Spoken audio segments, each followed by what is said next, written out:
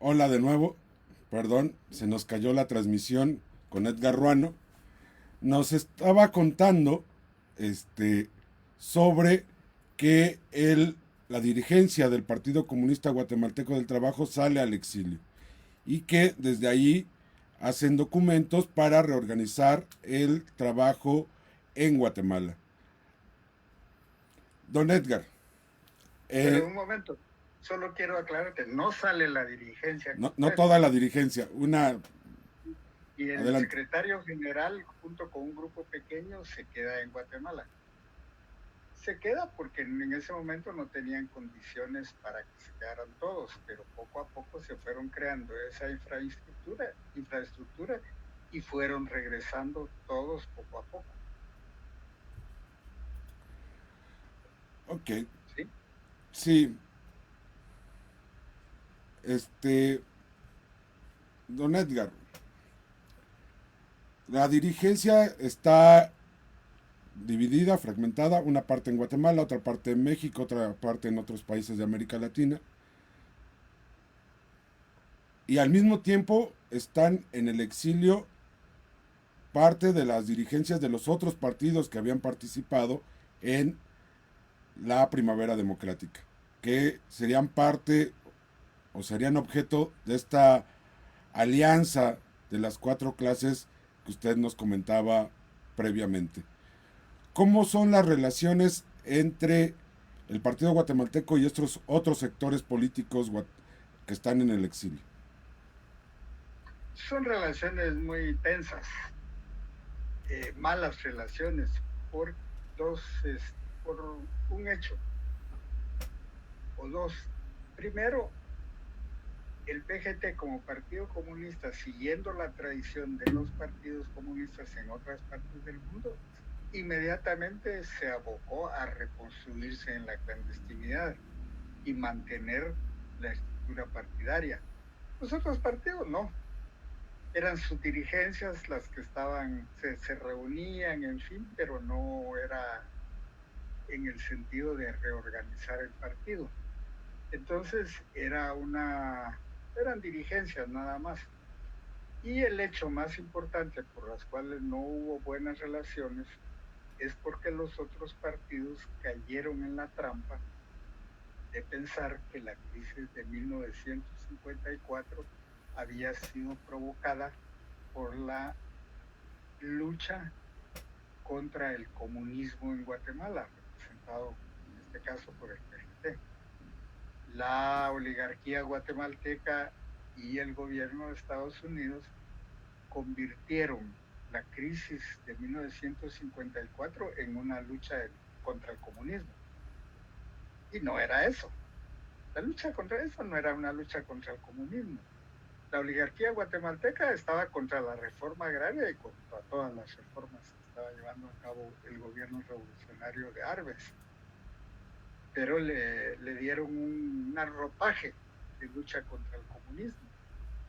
Estados Unidos participó también en esto y fue la fuerza decisiva para el derrocamiento de Arbenz, pero tenía intereses geopolíticos, en fin, no era de que considerara que el comunismo fuera un peligro en Guatemala. Pero estos partidos, como otros, sí pensaban y le echaron la culpa al PGT y decían que ustedes son los que, por ustedes fue que pasó esto y no querían tener relaciones con el PGT en el exilio por esa razón. Ahí está una parte de un proceso que se vino después en esos años, que fue de la creación de una alianza para impulsar en 1962 la candidatura del expresidente Juan José Arevalo nuevamente en Guatemala. Y no querían saber nada del PGT porque decían, no, por ustedes fue que nos pasó esto. Realmente no fue por eso. El PGT era un partido muy pequeño. Participaba en la alianza contra el que sostenía Arbenz, el Frente Democrático Nacional, pero tenía 4 diputados. El gran partido de esa época era el PAR, Partido de Acción Revolucionaria, que tenía mayoría de diputados, en fin. Pero creyeron, pues, se creyeron la historia de que era contra el comunismo. No era contra el comunismo, era contra la reforma agraria. Ok. Avancemos un poco a esta segunda parte de la década de 1960, cuando el PGT decide transformar su línea programática e incluir la lucha armada como una de las formas de lucha. No la exclusiva, sino una de las formas de lucha. ¿Cómo caracteriza usted en sus investigaciones esta relación entre la decisión del PGT y el movimiento social? El PGT, influido por distintos factores que se cruzaron en esos años, tomó la decisión finalmente de impulsar la lucha armada. Pero el PGT, precisamente por tener su base social, su militancia en los movimientos sociales, nunca quiso abandonar la lucha de estos movimientos. Siempre trabajó muy de cerca en la universidad, en los sindicatos y en todos los movimientos sociales de la época, y les daba mucha importancia, pero a la vez quería llevar a cabo una lucha armada. Entonces, finalmente, esa se convirtió en una contradicción muy, muy importante, pues muy profunda, que el PGT nunca pudo resolver. O se convertía en una organización que iba a impulsar la lucha armada seriamente, según el paradigma de la época, que era el paradigma cubano, o seguía en su línea de lucha por las reivindicaciones del movimiento social. En la teoría, en el papel, se dice mucho. O sea, es que decía el partido, hay que combinar las distintas formas de lucha, las legales con las ilegales, en fin, y eso lo dicen todos los partidos comunistas. Sí está bien, pero en la práctica, ¿cómo hacerlo? Y entonces, en el momento en que la lucha armada va adquiriendo cierta relevancia, las fuerzas de seguridad y el Estado guatemalteco comienzan a golpear a los movimientos sociales. Ese es un problema para los movimientos sociales, ¿verdad? Entonces, observamos una curva. En la medida en que se eleva la curva de la lucha armada, baja la curva de la lucha de los movimientos sociales, porque es muy difícil mantener la lucha en los dos ámbitos. No se puede, no se pudo 20 años después. Pero esta relación del PGT con los movimientos sociales en plena lucha armada, o mejor dicho, en un momento en que decide tomar el camino de la lucha armada, es una relación muy difícil. De ahí que la AEU, por ejemplo, que nos interesa hablar mucho de la AEU por su centenario, tiene que tener una política muy cuidadosa, porque el partido de algunos dirigentes de la EU está en la lucha armada. No van a convertir a la EU en una caja de resonancia de lo que pasa en el movimiento armado. Hay que cuidar a la EU. Eso era lo que pasaba, había que cuidar a la EU y no convertirla en un vocero del movimiento armado. Ese fue un problema que se les planteó a los dirigentes del movimiento estudiantil de la época. Mientras que la oposición dentro de la universidad, que era representada por el social cristianismo, en esa época por el Frente Estudiantil Social Cristiano FESC, ellos acusaban a los comunistas de estar en la violencia, pero los acusaban allí en la universidad.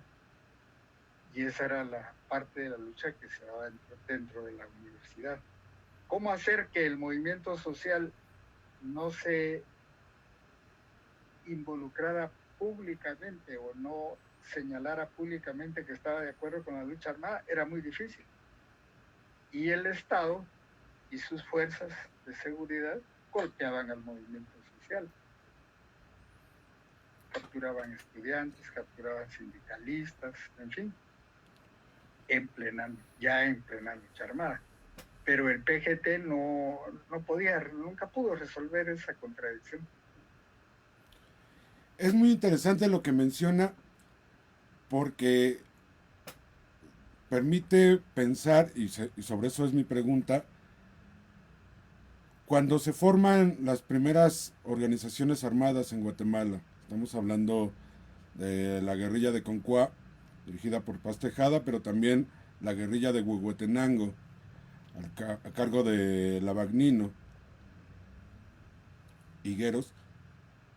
En ambas experiencias hay datos que hablan de una presencia mucho más amplia que del PGT, ¿no? De militantes del PGT.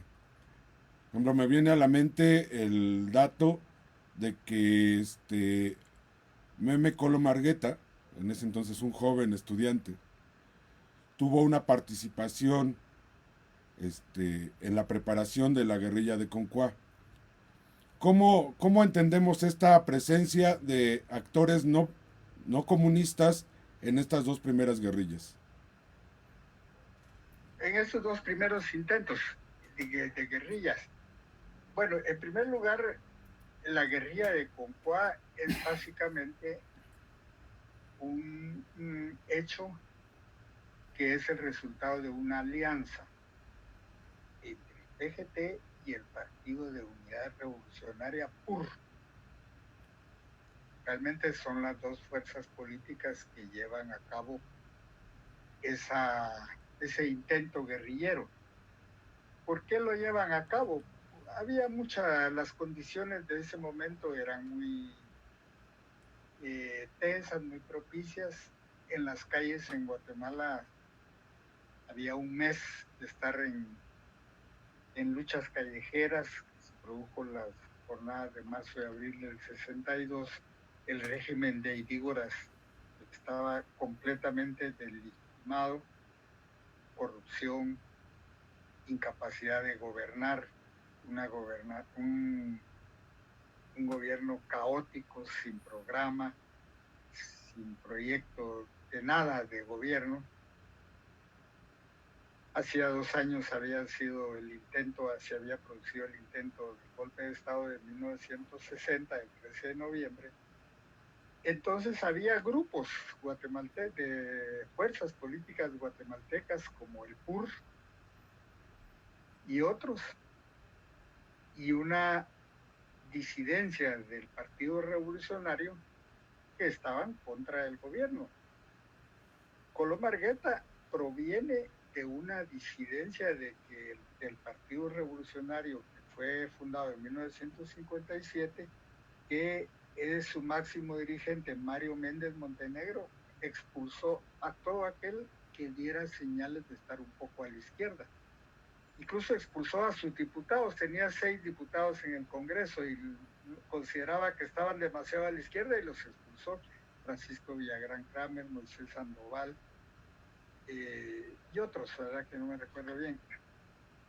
Pero entonces Colón Margueta de ahí proviene, de ese rompimiento interno del Partido Revolucionario que estaban en contra de Indígoras. El Partido Revolucionario, al contrario, hacía alianzas con el Movimiento de Liberación Nacional, con la democracia cristiana, en fin. Entonces, ese intento es muy complejo, digamos, pero esos dos intentos guerrilleros de marzo del 62 se producen en un contexto de una crisis política generalizada para el gobierno de Idígoras. Están los muchachos del 13 de noviembre en la clandestinidad haciendo acciones. Los estudiantes universitarios y de educación media están en las calles enfrentándose a la policía, etc. Entonces, de ahí vienen esos dos intentos, que son intentos que fracasaron, ¿verdad? Porque su misma concepción y la manera de hacerse pues fueron muy inadecuadas, pero son como como los antecedentes de la lucha armada en Guatemala. Don Edgar, y entonces, reiterándole mi pregunta, esta presencia, también en el levantamiento del 13 de noviembre hay datos de participantes civiles ligados a la juventud, estudiantes comunistas. ¿Cómo los entiende usted? A partir de la idea que nos planteaba sobre quién dirige la revolución. ¿Los deberemos de entender como participaciones individuales o como resultado de la política del PGT de alianzas? ¿Cómo las entendemos? Bueno, en la crisis de 1960, que es una crisis militar, digamos, y una crisis en que el gobierno de Idígoras, a pesar de que tiene apenas 2 años y medio de estar en el poder, ya está completamente deslegitimado. Hubo un intento de participación de grupos civiles en esa conspiración e incluso de participación de ex militares. El caso más importante de esto es precisamente el coronel Carlos Paz Tejada, que estaba de baja. Pero los que dirigieron finalmente el levantamiento no aceptaron participación de civiles. No hubo participación de civiles porque ellos decían, no, estos de la EU y estos de los sindicatos, esta gente son comunistas, no, nuestro movimiento no es comunista, porque estaban completamente ideologizados con esa propaganda del 54 en adelante, de que todo era comunismo, cualquier oposición, cualquier cosa de esta naturaleza. Entonces estaban contra la corrupción, pero decían no queremos comunistas. Ni siquiera al coronel Paz Tejada le permitieron que participara. De manera que el levantamiento fue exclusivamente militar.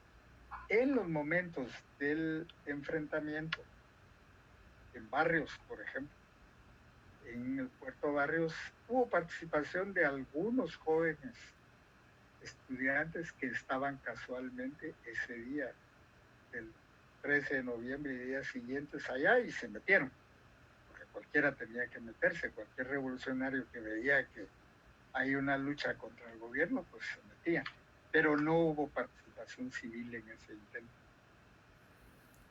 Y entonces, ¿cómo lo entendemos? ¿Como una participación individual, espontánea, casual? Fue un intento de participación individual. El mismo, sí, pero los que lograron, como los militares no dejaron que nadie participara del grupo civil, pues no participaron organizadamente. Los que estaban en barrios, como el licenciado y el abogado Mario René Chávez, muy conocido en Guatemala, él estaba ahí por otras razones, junto con el ingeniero Julio Rodríguez Aldana. Y ellos se metieron y trabajaron y hicieron actividades con los militares que estaban dirigiendo el movimiento ahí, pero fue individual. Eso para hablar de noviembre del 60 y Sí. la guerrilla de Concuá y de Huehuetenango. Esas guerrillas sí ya son el resultado de una preparación y de una alianza entre el PGT y el PUR, Partido de Unidad Revolucionaria. Ahora, ¿por qué el PGT se lanzó a esa aventura de Concuá y el PUR también? Pues, como les decía, la situación era muy compleja. El gobierno estaba completamente en una crisis. Ya probablemente caía. Había rumores por todos lados. Y sobre esa situación interna ya gravitaba en Guatemala, como en toda América Latina, el ejemplo de la Revolución Cubana. El ejemplo de la Revolución Cubana era muy fuerte, las guerrillas, Che Guevara y Fidel Castro, en fin. Entonces se lanzaron a esa aventura que fue un fracaso por las razones, por cómo se hizo. Pero finalmente, aunque fracasaron, llegaron a una reunión después, en diciembre del 62, donde ya tomaron las cosas con más calma y decidieron ya comenzar una lucha armada en forma, creando las Fuerzas Armadas Rebeldes. Claro, la fundación de las Fuerzas Armadas Rebeldes fue un hito, una transformación muy importante. Sin embargo, apenas 3 años después, esa, se vuelve a presentar un tema para hablar de lo que estamos aquí abordando. ¿Quién dirige la revolución y cómo la dirige? Este PGT, en el tema de todas las formas de lucha, de las alianzas amplias, de esto de la alianza de las cuatro clases, en el 66 da una indicación que hoy resulta incluso polémica cuando hablamos con los testimoniantes. Le da a la orden para que sus frentes guerrilleros, en concreto la Edgar Ibarra y algunos otros regionales, salgan a hacer campaña electoral armada a favor de Méndez Montenegro. ¿Cómo entra este momento en lo que usted nos está platicando?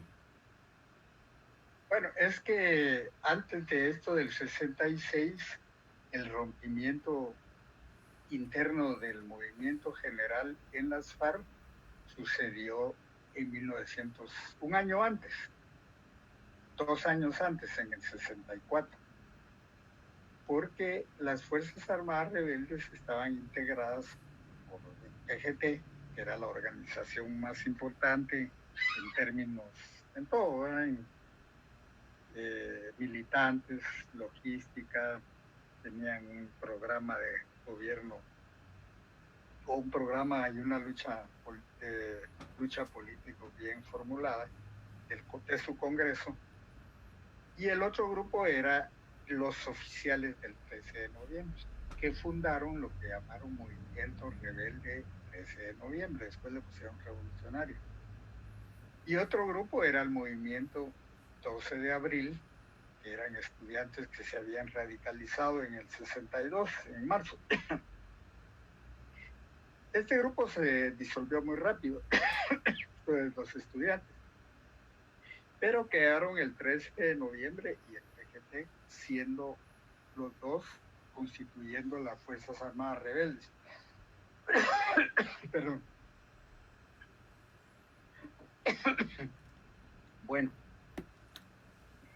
pero en el 13 de noviembre se incorporaron militantes mexicanos y argentinos de organizaciones trotskistas de sus respectivos países y le dieron otra orientación al 13 de noviembre, al grupo de militares. ¿Por qué fue posible esto?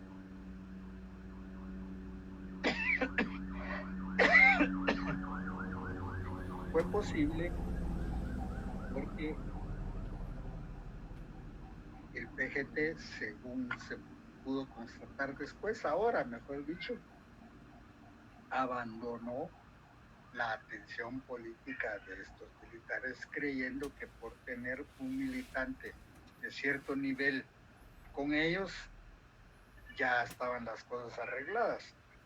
Por ejemplo, en la guerrilla de John Sosa en Izabal estaba Edgar Ibarra, un joven brillante de la Juventud Patriótica del Trabajo, Estanislao de León, otro miembro del partido también muy importante, como cuadro medio, y el PGT por eso pensaba que ya estaba participando en esa guerrilla, y no fue así, no era así, había que lanzarse de lleno. Entonces, por eso se lograron insertarse en el 13 de noviembre estos militantes de los partidos trotskistas, del POR, Partido Obrero Revolucionario de México fundamentalmente, y llegaron a tener mucha influencia en el 13 de noviembre, al punto que rompieron con el PGT. Y hubo los órganos de divulgación de ambas organizaciones se publicaron ataques de uno a los otros. Ahí fue el primer rompimiento. Entonces, en marzo del 65 se volvió a reconstituir las Fuerzas Armadas Rebeldes con el PGT, con la guerrilla Edgar Ibarra, que había estado un poco autónoma todo este proceso, dirigida por Luis Augusto Turcios y por la Juventud Patriótica del Trabajo, es la Juventud Comunista, la del PGT. Constituyeron de nuevo las FARC. Ahora, cuando se llega a las elecciones, el PGT cayó en esa trampa, eso sí, hay que reconocerlo. Cayó en la trampa de dejarse impresionar por la candidatura de Julio César Méndez Montenegro. Méndez Montenegro fue uno de los 14 estudiantes que ingresaron a la Guardia de Honor el 20 de octubre de 1944, junto con Arbenz. Era un académico muy importante, decano de la Facultad de Derecho, profesor, varios libros publicados y próximo rector seguramente de la San Carlos. Entonces, y amigo pues de ellos, de los dirigentes del PGT que eran de la misma generación. El PGT es probable que haya pensado pues que con Julio César Méndez Montenegro iban a lograr arrinconar a su enemigo histórico. El PGT todo lo hizo siempre contra un enemigo, el Movimiento de Liberación Nacional. Contra ellos, arrinconarlos. Contra ellos era todo. Pensaron que era posible, pero no pensaron de que si tenía una guerrilla en la Sierra de las Minas y en otras regionales, donde se estaba librando la lucha política, no pensaron que al meterse a apoyar a un candidato era pasar el eje de la lucha política de las armas de la Sierra de las Minas a la lucha electoral. Y entonces pasaron ahí todo. Y ese fue su gran error, porque no contaron con la maniobra del enemigo de ellos, pues la oligarquía y todas las clases, los empresarios y el ejército, que fue responderle al triunfo de Julio César Méndez Montenegro con un pacto, obligarlo a que firmaran un pacto. Claro. El PGT no supo eso. Es decir, ahí el PGT se dejó arrebatar la iniciativa política y militar que tenía. Esa fue la clave de su derrota en esos días, porque tenía la iniciativa política y luchar contra la dictadura de Peralta Zurdia. Llegaba Julio César Méndez Montenegro, PGT tenía razón en esto, decía, bueno, no podemos seguir luchando contra Julio César Méndez Montenegro como que fuera Peralta Zurdia, pero tenemos que hacer algo. Y lo peor que hicieron fue apoyarlo. Pudieron decir que se hagan las elecciones, nosotros nos vamos a estar a la expectativa. O algo, ¿verdad? Alguna otra cosa. Pero se dejaron arrebatar esa iniciativa política y militar que llevaban en la Sierra de las Minas. Y entonces, y todavía tomó el poder Julio César Méndez Montenegro, pero con ese pacto que el PGT ignoraba que se había firmado. Claro. Y en septiembre, todavía en septiembre, Julio César Méndez Montenegro tomó el poder en el 1 de julio del 66. En septiembre de ese año, Turcios y el secretario general del PGT, Bernardo Alvarado Monzón, dieron una conferencia de prensa clandestina y publicaron un documento donde declaraba que las FARC hacía una tregua, mientras ya estaba preparada la ofensiva del ejército, ¿no? Es decir, el PGT ahí sí no pudo apreciar la situación como estaba. En esos términos eran ligas mayores, muy mayores. No era el gobierno de Idícoras, no era reconstruir el PGT con Castillo, era tener una fuerza militar como era la guerrilla y otros grupos y intercambiar golpes con el ejército y con el Estado de Guatemala y por supuesto con Estados Unidos atrás. Ya eran otras ligas. Yo creo que el PGT ahí no pudo con eso. El tiempo es un cruel tirano para nosotros. El día de hoy nos ha compartido una serie de reflexiones que son por lo más interesantes. Esta pregunta inicial de quién dirige la revolución nos ha llevado a establecer algunos lineamientos para entender la relación entre el movimiento social y el Partido Guatemalteco del Trabajo, pero también la charla con don Edgar Ruano nos ha permitido abrir más esto. ¿Cuál era la relación con otras fuerzas revolucionarias? Y esta última parte que es fundamental, las propias limitaciones, por decirlo de alguna manera, en la conducción que buscaba el PGT del proceso en Guatemala. Como ustedes se habrán dado cuenta, tuvimos un problema de transmisión. Vamos a buscar arreglar con la gente de producción esta situación para que no nos vuelva a ocurrir.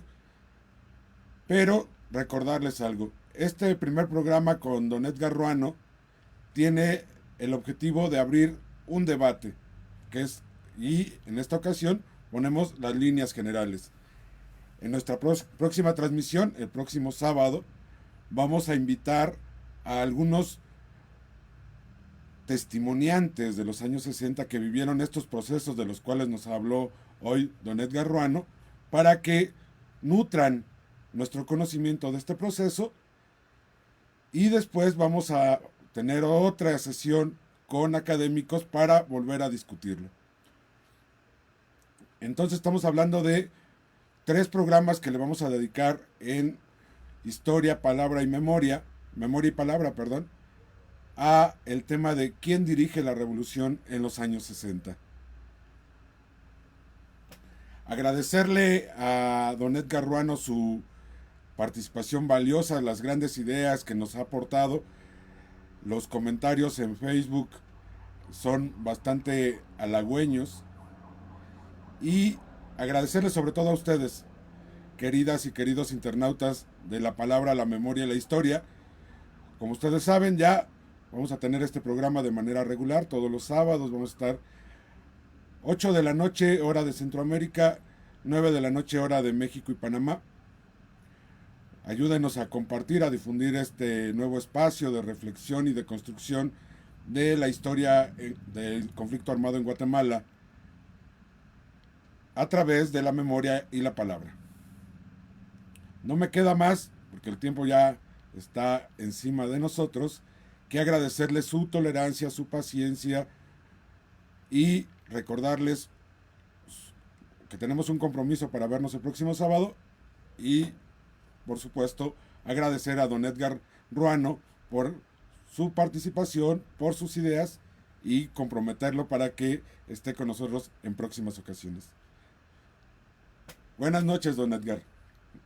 Buenas noches, Fabián, muchas gracias, y buenas noches a todos los internautas, como los llamaste. Hasta pronto. Muchas gracias. Bueno.